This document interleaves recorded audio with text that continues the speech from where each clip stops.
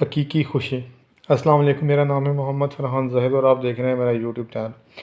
جب ہندوستانی ارب پتی رتن ٹاٹا سے ٹیلی فون پر انٹرویو پہ ریڈیو پریزنٹیٹر نے پوچھا، جناب آپ کو کیا یاد ہے جب آپ کو زندگی میں سب سے زیادہ خوشی ملی ہو؟ رتن ٹاٹا نے کہا، میں زندگی میں خوشی کے 4 مراحل سے گزر چکا ہوں اور آخر کار میں نے حقیقی خوشی کا مطلب سمجھ لیا ہے۔ پہلے مرحلے دولت اور وسائل جمع کرنا ہے، لیکن اس مرحلے پر مجھے وہ خوشی نہیں ملی جو میں چاہتا تھا۔ پھر قیمتی اشیاء اور اشیاء جمع کرنے کا دوسرا مرحلہ آیا، لیکن میں نے محسوس کیا اس چیز کا اثر بھی عارضی ہے۔ قیمتی چیزوں کی چمک زیادہ دیر نہیں رہتی۔ پھر ایک بڑا پروجیکٹ حاصل کرنے کا تیسرا مرحلہ آیا، اور یہ وہ وقت تھا جب ہندوستان اور افریقہ کی ڈیزل کی سپلائی کا 95% میرے پاس تھا۔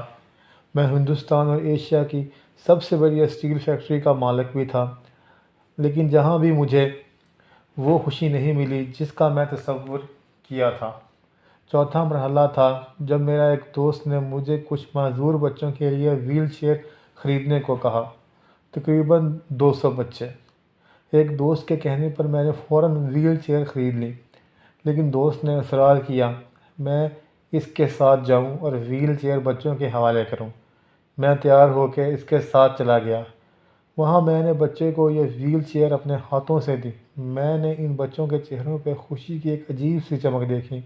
میں نے ان سب کو وہیل چیئر پہ بٹھایا، چلتے اور مزے کرتے دیکھا۔ ایسا لگتا تھا جیسے وہ کسی پکنک کے مقام پر پہنچ گئے ہوں، جہاں جیتنے والے تحفے بانٹ رہے ہوں۔ میں نے اپنے اندر حقیقی خوشی محسوس کی۔ جب میں جانے کا فیصلہ کیا تو ایک بچے نے میری ٹانگ پکڑ لی۔